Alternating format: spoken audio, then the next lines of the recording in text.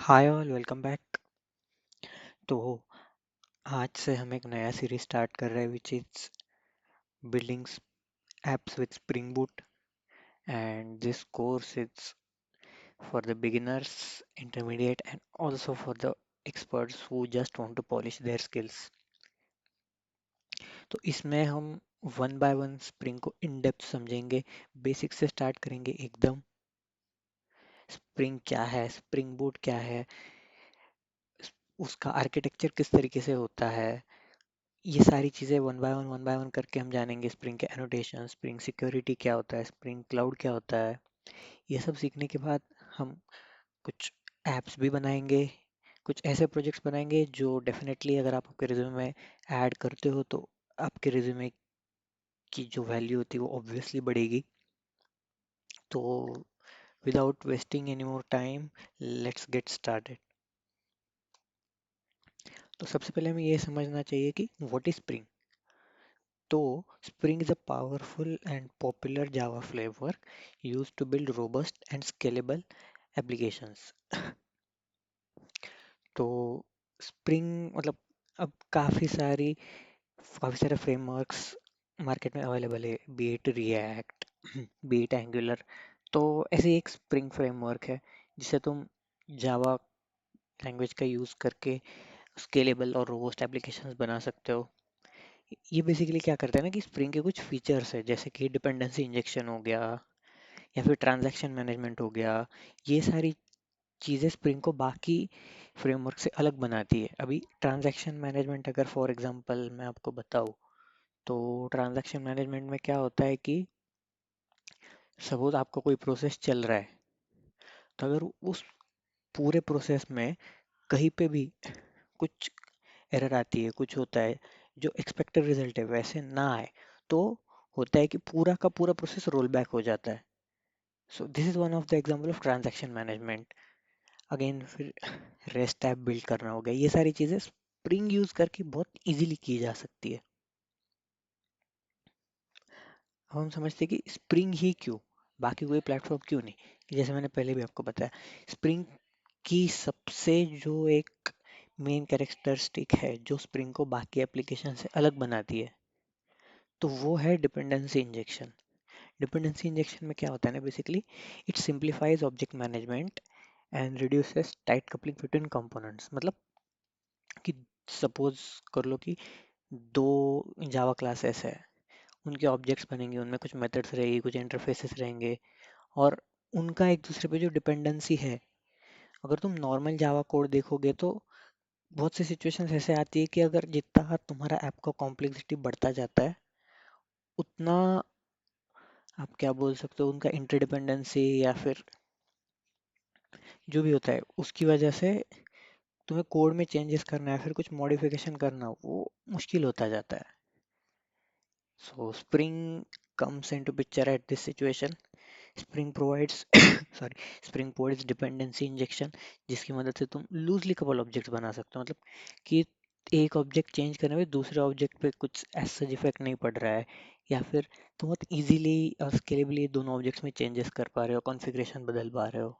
So this is one major feature of spring. Then modularity की बात करें तो स्प्रिंग में हम क्या कर सकते हैं ना कि पूरे एप्लीकेशन को अलग अलग कंपोनेंट्स में डिवाइड कर सकते हैं। तो इससे डेवलपमेंट भी इजी हो जाता है कि छोटे छोटे पार्ट डेवलप इजीली हो रहे हैं, एंड टेस्टिंग भी बहुत इजीली कर सकते हो। And third and again one of the most important feature of spring is it's security. So spring में कुछ एनोटेशन है, फिर कुछ फीचर्स ऐसे हैं जो तुम्हें inbuilt authentication and authorisation related जो भी रिक्वायरमेंट रहती है वो प्रोवाइड करता है। उसके लिए तुम्हें कुछ अलग से लॉजिक लिखने की ज़रूरत नहीं पड़ती।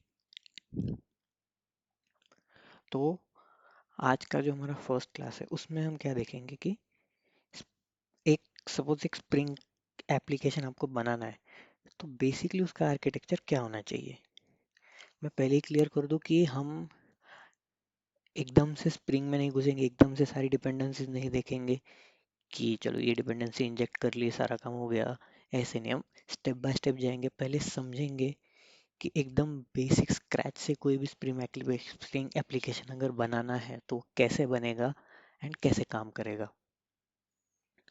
तो कोई भी एप्लीकेशन ले लो तो उसको हम एक ऐसे ऊपर ऊपर से मेजरली 3 लेयर्स में डिवाइड कर सकते हैं। जिसमें का फर्स्ट लेयर हो गया मॉडल लेयर। मॉडल लेयर में आप ऐसे कह सकते हो यहाँ पे आपके सारे ऑब्जेक्ट्स आएंगे,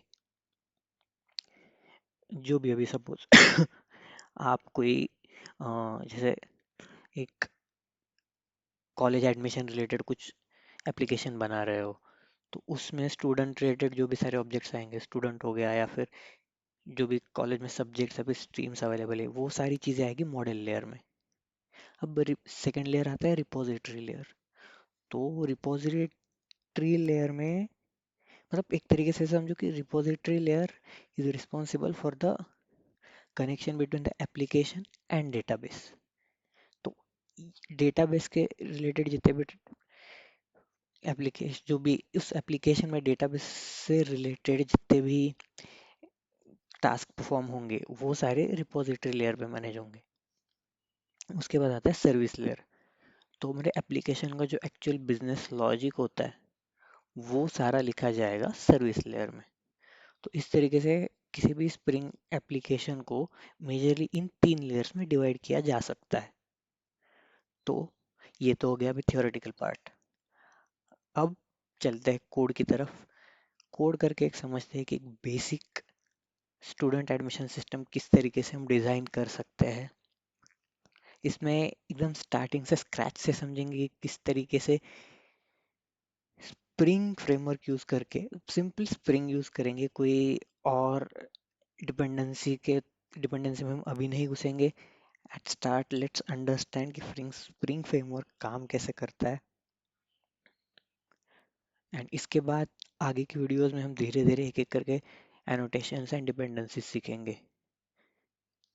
तो बिफोर गोइंग कुछ प्री रिक्विजिट्स है, जैसे कि जावा इंस्टॉल्ड होना चाहिए, सेकेंडली मैवन होना चाहिए, एंड अगर आईडी की बात करें तो इस कोर्स में मैं यूज़ करने वाला हूँ इंटेलिजे। आप भी इंटेलिजे यूज़ कर सकते हो या फिर इक्लिप्स भी यूज़ कर दो, काफ़ी लोग इक्लिप्स भी यूज़ करते हैं बट आई प्रेफर इंटेलिजे। तो चलिए अब कोड देखते हैं। तो यहाँ पे हमारा इंटेलिजे खुल चुका है। इसका यूज़र इंटरफेस कुछ इस तरीके से दिखता है। Depending upon the versions UI change हो सकता है बट मोर और लेस चीज़ें सेम रहेगी। प्रोजेक्ट, कस्टमाइज, प्लगइन्स, यहाँ पे भी ये सारी चीज़ें जो है वो यहाँ से हट के यहाँ पे आ जाएगा, यहाँ से हट के यहाँ पे आ जाएगा, बट मोर और लेस जो फीचर्स है वो सेम ही रहेंगे। तो हम स्टार्ट करते हैं, न्यू प्रोजेक्ट बनाएंगे। यहाँ पे आप देख सकते हो एस डी के यहाँ पे पहले से डिफाइंड है 11। मेरे पास 11 है। आपको लेटेस्ट एस डी के लेना है, आप लेटेस्ट एस डी के भी ले सकते हो। तो मैवन प्लगइन में यूज़ कर रहा हूँ। अब आगे बढ़ने से पहले समझते हैं कि मैवन क्या है। यहाँ पे आपको काफ़ी सारे ऑप्शन दिख रहे होंगे, मैवन हो गया, ग्रेडल हो गया। तो Maven is a tool that helps you to manage your Java application. तो मैवन बेसिकली क्या क्या कर सकता है मैवन, एक तो आपके लिए आपकी डिपेंडेंसीज मैनेज कर सकता है, फिर आपका प्रोजेक्ट बिल्ड कर सकता है, मतलब पैकेज सारे कंपाइल करना वगैरह वो सारे काम कर सकता है। उसके बाद जो आपका डिप्लॉयमेंट वाला पार्ट आएगा उसमें भी मैवन हेल्प करता है। अब कैसे करता है वो हम आगे समझेंगे। तो अभी के लिए मैं इनमें से कोई भी आर्क टाइप नहीं ले रहा हूँ, हम एकदम स्क्रैच से स्प्रिंग एप्लीकेशन बना रहे हैं। तो मैं यहाँ पे सिंपली नेक्स्ट पे क्लिक कर देता हूँ। एप्लीकेशन का नाम रखते हैं हम स्टूडेंट एडमिशन। एक हम स्टूडेंट एडमिशन सिस्टम बनाते हैं, फिनिश। तो यहाँ पे आप देख पाओगे कि एक pom.xml फाइल खुली है। यहाँ पे बाकी का पूरा आर्किटेक्चर दिख रहा है आपको, बट सबसे पहले समझते हैं कि ये जो फाइल ओपन हुई है वो क्या है। तो जब आप मैवन यूज करके प्रोजेक्ट्स बनाते हो तो एक पॉम फाइल जनरेट होती है। पॉम मतलब प्रोजेक्ट ऑब्जेक्ट मॉडल। इसको इस तरीके से समझो कि आपका जो जावा प्रोजेक्ट है उसका एक तरीके से ये ब्लूप्रिंट है। तो ये अब ये क्या करता है कि ये मैम उनको बताएगा कि तुम्हारे प्रोजेक्ट में किस किस डिपेंडेंसी की, लाइब्रेरीज की ज़रूरत है, या फिर क्या डिपेंडेंसीज यूज़ करके तुम्हारा डेटाबेस जनरेट होगा, क्या डिपेंडेंसीज यूज़ करके तुम्हारा बिल्ड पार्ट होगा, टेस्टिंग पार्ट होगा, ये सारी चीज़ें। अब देखते हैं सबसे पहले कि एक डिपेंडेंसी ऐड करनी है तो कैसे करेंगे। तो यहाँ पे ये जो आप देख रहे हो, properties tag, properties tag and model version जो टैग है उसके बीच में हम अपना डिपेंडेंसी ऐड करेंगे। डिपेंडेंसी कैसे ऐड की जाएगी, हम एक डिपेंडेंसी टैग लेंगे, उसके अंदर वी नीड डिपेंडेंसी। देखिए ग्रुप आईडी, आर्टिफैक्ट आईडी सब अपने आप आ गया। तो जो एक डिपेंडेंसी हमें अभी ऐड करनी है वो है हमारी org डॉट स्प्रिंग फ्रेमवर्क। तो ग्रुप आईडी में हमारा आएगा org डॉट स्प्रिंग फ्रेमवर्क। तो जैसा आप देख सकते हैं कि आर्टिफैक्ट आईडी और वर्जन इंटेलिजेंट ने अपने आप दे दिया है। तो अब ये org डॉट स्प्रिंग फ्रेमवर्क क्या है समझते हैं।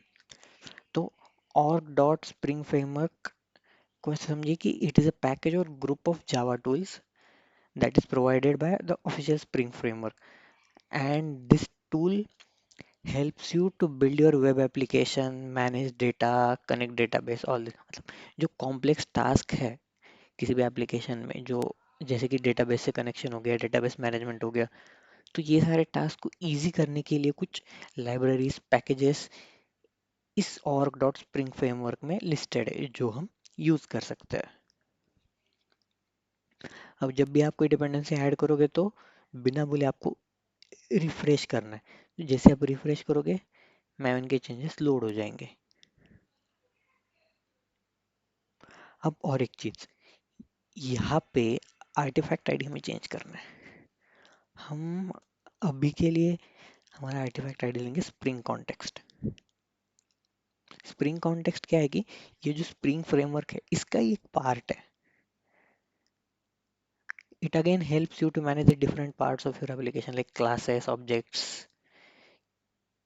ये सब मैनेज करने के लिए हम स्प्रिंग कॉन्टेक्स्ट यूज करते हैं। ठीक है, ये हो गया हमारा पॉम डॉट एक्सएमएल फाइल के रिलेटेड चीजें। अब आइए कोड लिखना स्टार्ट करते हैं। तो जब भी आपको कोई कोड लिखना है तो आप सबसे पहले जाओगे सोर्स, मेन, और यहाँ पे जो जावा फोल्डर है इसके अंदर आपके जो भी कोड्स होंगे वो आएंगे।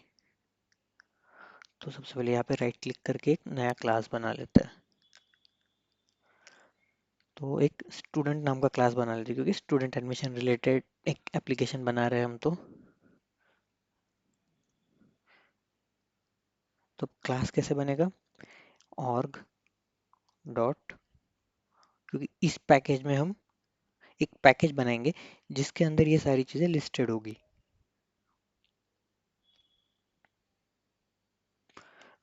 इसका नाम दे देते हैं डॉट। अब जैसे कि मैंने स्टार्टिंग में बताया था कि 3 लेयर्स में स्प्रिंग एप्लीकेशन डिवाइडेड होता है। तो सबसे पहला जो लेयर होता है वो होता है मॉडल लेयर। तो मॉडल लेयर में क्या क्या आएगा, मॉडल लेयर में आएंगे ऑब्जेक्ट्स, या फिर जो भी एंटिटीज है जिसको लेके हम स्प्रिंग एप्लीकेशन का, जिस पे हमारा स्प्रिंग एप्लीकेशन का जो बिजनेस लॉजिक है वो काम करेगा, वो सारी चीजें आएगी हमारे मॉडल क्लास में। तो कॉम, तो मॉडल पैकेज में हम बनाएंगे स्टूडेंट नाम का क्लास। ठीक है, अगर मैं इसको एक्सपांड करूँ तो यहाँ पे आप देख सकते हो एक मॉडल नाम का पैकेज बन गया है। अब एक सिंपल सा कोड लिखते हैं।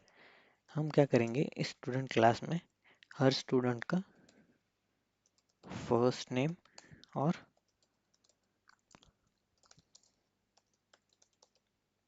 लास्ट नेम ले लेंगे। ठीक है। अब हमें गेटर्स एंड सेटर्स चाहिए होंगे ताकि हम इसकी वैल्यूज को सेट कर पाए और एक्सेस कर पाए। तो इंटेलिजेंट में बहुत इजी तरीका है, rather than writing manually, we can click right click, we can click generate, we can go to getters and setters, we can select this both and OK। तो इस तरीके से हमारा गेटर्स एंड सेटर्स आ गए। अब next चीज, हमारा model layer का काम तो हो गया है। अब हमें चाहिए जो हमारा सेकेंड लेयर की हमने बात की थी, जो कि था रिपोजिटरी लेयर, जहाँ पे डेटाबेस रिलेटेड सारी जो चीज़ें हैं वो रिपोजिटरी लेयर हैंडल करेगा। तो आइए वापस से जाएंगे हम जावा में, new class, again org dot dot repository dot. अभी के लिए मैं एक क्लास बना लेता हूँ स्टब स्टूडेंट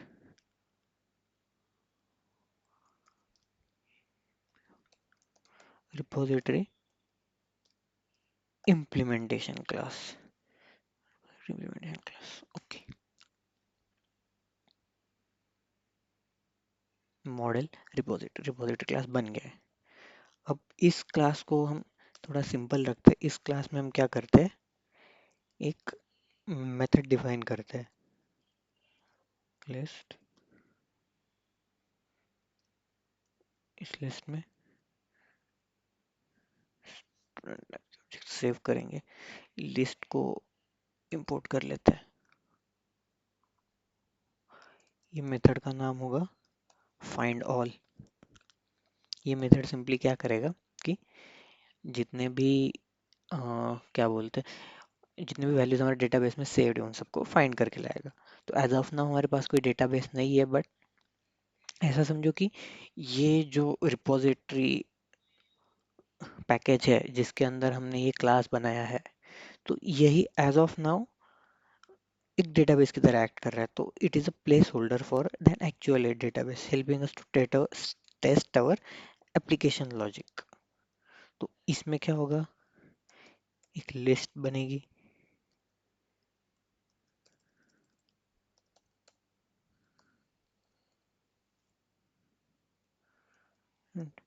इसका नाम रख लेते हैं student list is equal to new array list. ठीक है। अब हम क्या करेंगे, एक स्टूडेंट ऑब्जेक्ट भी बना लेते हैं।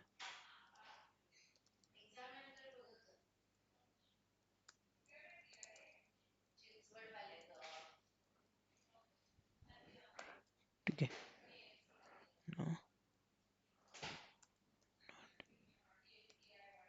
Gate first name and dot gate last name. अब फर्स्ट नेम में दे देते हैं अपन जॉन, लास्ट नेम दे देते हैं डो।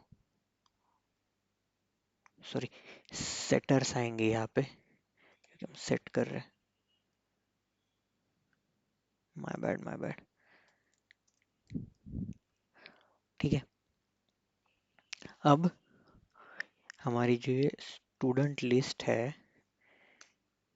डॉट ऐड, हम इसमें हमारा जो स्टूडेंट ऑब्जेक्ट है इसको ऐड कर देते हैं। तो इस तरीके से हमने एक ये वाला class student stub student repository implement class use करके ऐसा समझो कि एक डेटाबेस टाइप बना लिया है। बट अब एक चीज हम इसमें इम्प्रूव कर सकते हैं कि अगर मैं इस क्लास को एक इंटरफेस से एक्सट्रैक्ट करूँ, जिसका नाम होगा स्टूडेंट रिपोजिटरी।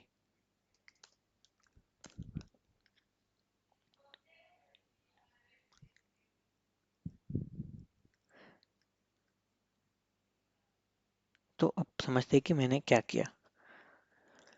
हमने क्या किया ना कि एक स्टूडेंट रिपोजिटरी नाम का, सॉरी यहाँ पे गलत हो गया थोड़ा।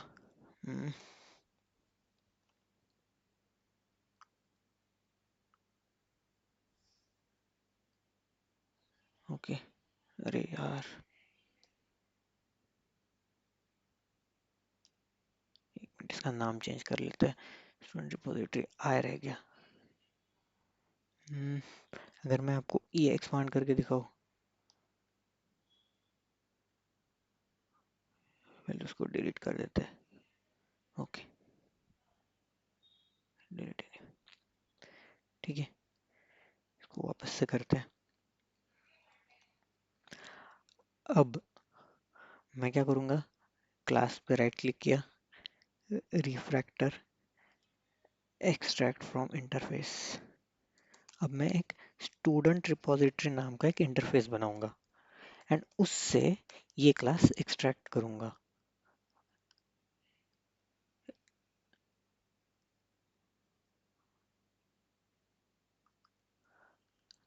ठीक है।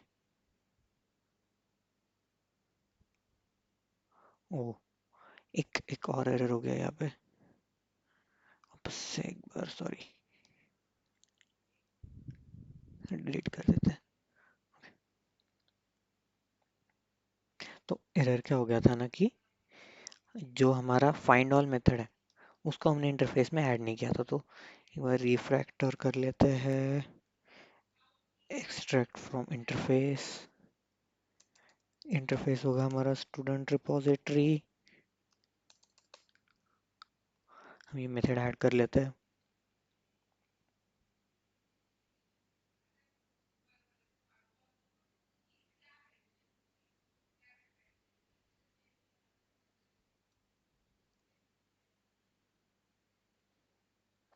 ठीक है, यहाँ पे कुछ और एरर बता रहा है। स्टूडेंट रिपोजिटरी एरर क्या देखते हैं, घटना स्टेटमेंट, ओके, नो वरीज। ठीक है, अब हमारा जो स्टूडेंट लिस्ट है उसको हम इस मेथड में रिटर्न कर देंगे। ठीक है, सारे एरर्स हट गए। अब हमने क्या किया समझते हैं। हमने क्या किया कि rather than putting all the logic inside this class, हमने इस क्लास का एक इंटरफेस बनाया स्टूडेंट रिपोजिटरी करके, एंड स्टूडेंट रिपोजिटरी इंटरफेस को इम्प्लीमेंट किया इस क्लास में। अब सबसे पहले समझते हैं कि इंटरफेस क्या होता है। तो ऐसा समझो कि इंटरफेस जब कोई क्लास इम्प्लीमेंट कर रहा है तो बेसिकली वो क्लास एक कॉन्ट्रैक्ट साइन कर रहा है कि इस इंटरफेस में जितनी मेथड्स है वो मेथड्स सारी ये क्लास यूज करेगा। अब इंटरफेस का फायदा क्या है कि इंटरफेस इम्प्लीमेंट करके हम हमारे कोड में फ्लेक्सिबिलिटी ला सकते हैं कि मैं ये इंटरफेस, अभी जैसे मेरा स्टूडेंट रिपोजिटरी हो गया वैसे ही मैं सिमिलरली सब्जेक्ट रिपोजिटरी बना सकता हूँ, टीचर्स रिपोजिटरी बना सकता हूँ।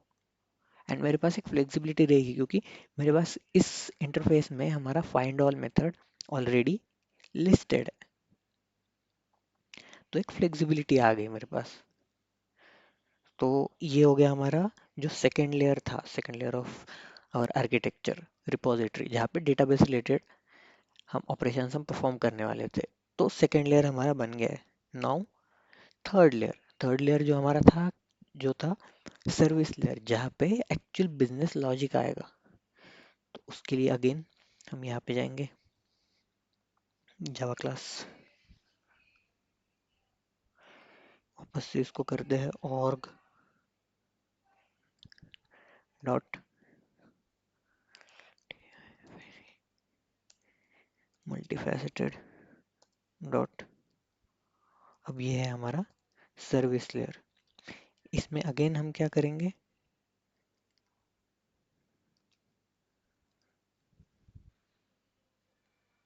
एक स्टूडेंट सर्विस नाम का क्लास बनाते हैं।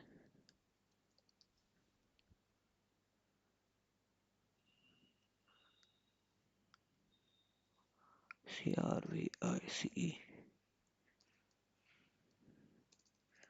Service CRV।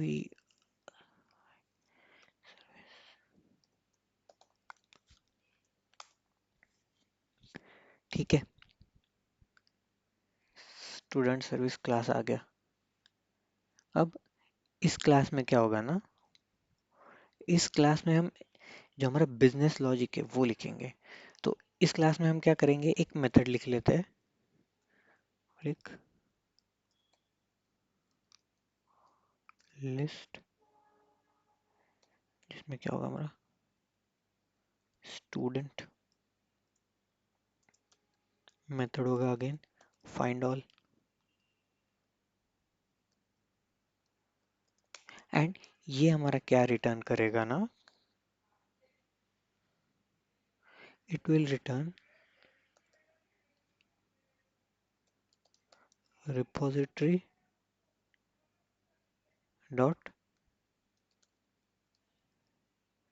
Find all. ये वाला ये सिंपली रिटर्न करेगा। इंपोर्ट कर लेते हैं।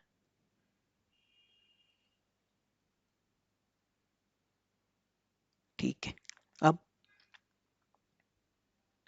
ये हमारा मेथड बन गया है। अब हम क्या करेंगे, इसके लिए जो हमने स्टूडेंट सर्विस क्लास लिखा है, उसमें जो हमारे ये रिपोजिटरी लेयर का जो लॉजिक है, उसका एक ऑब्जेक्ट क्रिएट करेंगे यहाँ पे। तो ऑब्जेक्ट कैसे क्रिएट होगा, प्राइवेट। अब हम इंटरफेस टाइप का वेरिएबल बनाएंगे। हमारा इंटरफेस क्या था, स्टूडेंट रिपोजिटरी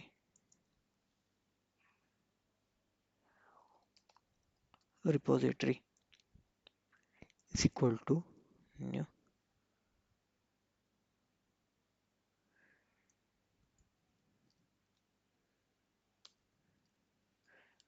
इम्प्लीमेंटेशन। ठीक है, हमने क्या किया, यहाँ पे डेटाबेस रिलेटेड लॉजिक लिखा, उसका इंस्टेंस यहाँ पे बनाया रिपोजिटरी करके, एंड उस रिपोजिटरी को यूज करके हमने हमारा एक बिजनेस लॉजिक लिखा है। तो इस तरीके से हमारा बन जाएगा third layer again service layer. But इसको भी हम अगेन क्या कर सकते हैं, रिफ्रैक्टर कर लेते हैं, एक्सट्रैक्ट इंटरफेस, ताकि एक फ्लेक्सिबिलिटी बनी रहे कोड में। मेथड ले लेंगे, रिफ्रैक्टर कर लेंगे, ओके। तो हमारा यहाँ पे जो थर्ड लेयर था सर्विस लेयर, वो भी बन गया है। अब देखते हैं कि हम हमारा जावा एप्लीकेशन रन कैसे करेंगे। तो रन करने के लिए अगेन एक नया क्लास बनाएंगे, वो क्लास होगा एप्लीकेशन। अब इसमें आएगा हमारा मेन मेथड।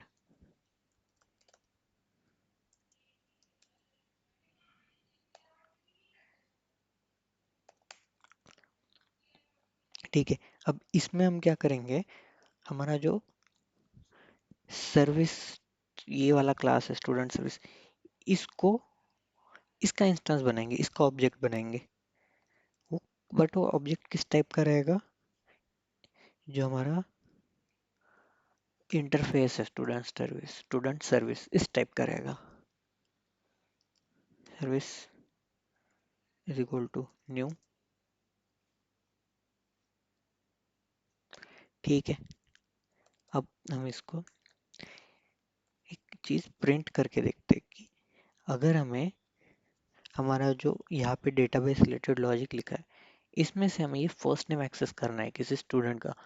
अब इस डेटाबेस में एक स्टूडेंट सेव्ड है, जिसका फर्स्ट नेम है जॉन, लास्ट नेम है डो। अगर हमें इसका फर्स्ट नेम एक्सेस करना है तो हम किस तरीके से कर सकते हैं? जो हमारा सर्विस ऑब्जेक्ट है उसको हम कॉल करेंगे सर्विस डॉट सर्विस ऑब्जेक्ट जो हमारा है, जहाँ पे हमारा बिजनेस लॉजिक है, वहाँ पे हमने मेथड लिखा हुआ है find all dot gate. Get zero मतलब जो फर्स्ट पोजीशन पे जो स्टूडेंट है उसको हम एक्सेस कर रहे हैं, डॉट गेट फर्स्ट नेम। तो ये हुआ हमारा मेन क्लास का लॉजिक। आइए अब इसको रन कैसे करना है देखते हैं। तो क्लास पे गए, रन एप्लीकेशन डॉट मेन। अगर फर्स्ट टाइम रन कर रहे हो तो ये थोड़ा सा टाइम लेगा बिल्ड होने में। जैसे कि आप यहाँ पे देख सकते हो फर्स्ट नेम प्रिंट होके आ गया है, जॉन।